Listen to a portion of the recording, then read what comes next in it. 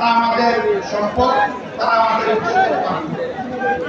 আল্লাহ রাব্বুল আলামিন আমাদের দেশের তলহর করুন। আল্লাহ তাআলা আমাদের দেশকে সাহায্য করুন।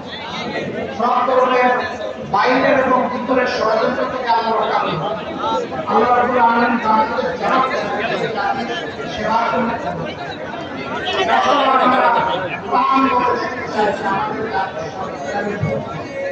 আল্লাহ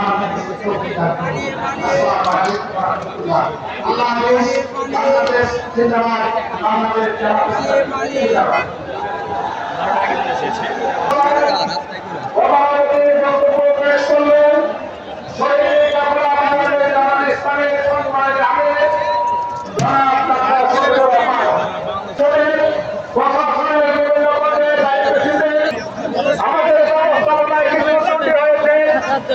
সকলের কাছে ক্ষমা প্রার্থনা করে আজকের সমাবেশে কার্যক্রম অভিনন্দন।